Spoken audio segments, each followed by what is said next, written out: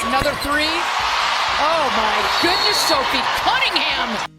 Imagine being the best at what you do. You've broken every record, you've brought millions of new eyes to your sport, and you've saved a league that was struggling for years. Then, the biggest stage in the world calls, the Olympics. But instead of a welcome sign, they give you a choice. You can come, but you have to be invisible. This is the story of the number 12 scandal.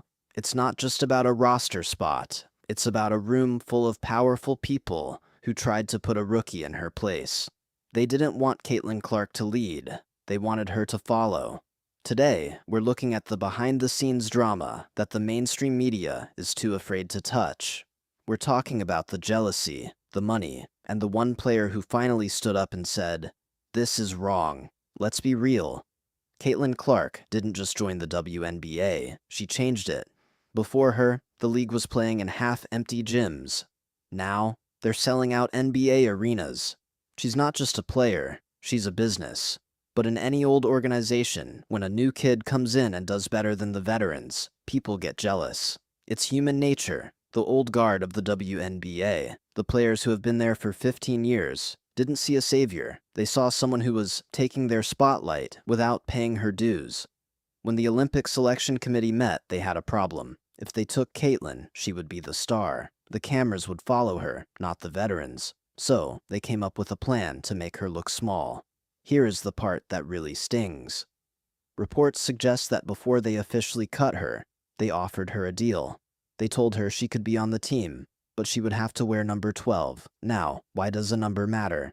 Because Caitlin Clark is number 22. It's her brand.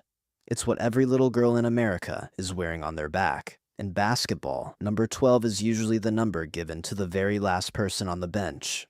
The person who only plays when the game is already over.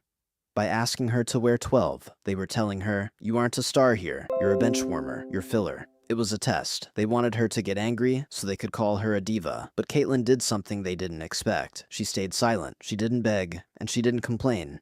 She just went back to work. For a while, it looked like the veterans were all united against her. But then, Sophie Cunningham entered the chat. Sophie is a tough, no-nonsense player. She doesn't care about being a media darling. When reports came out that Sophie was disgusted by how the league was treating Caitlin, it changed everything. It proved that not everyone in the league is bitter. Sophie saw that what was happening to Caitlin wasn't about basketball, it was about politics.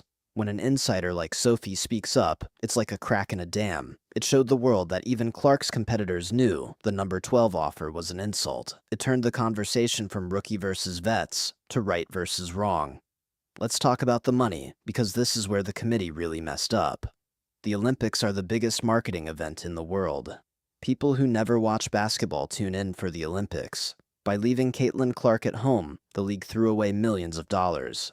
Merchandise, ticket sales, TV ratings, all of it dropped because the one person everyone wanted to see wasn't there. While the team was in Paris, winning games by a single point and looking stale, Caitlin was back home playing in the WNBA All-Star Game. That game got more viewers than almost anything else that year. The fans sent a clear message. If Caitlin isn't there, we aren't watching. The irony is that Team USA almost lost without her. In the gold medal game against France, they looked like they were stuck in mud. They couldn't pass, they couldn't shoot, and they were nearly upset by a team they should have beaten easily. Every time they missed a shot, the internet asked, "Where is Clark?" Even the coaches had to admit later that they probably made a mistake. They tried to avoid a distraction by leaving her home, but her absence became the biggest distraction in sports history.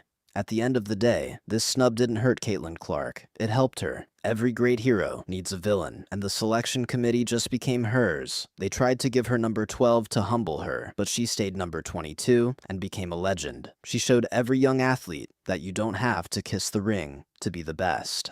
You just have to be undeniable. The old guard is trying to hold on to power, but the world has already moved on. Caitlin Clark is the future. And whether the league likes it or not, she's not going anywhere. So, what do you think? Was the number 12 offer a genuine mistake, or was it a calculated move to keep her down?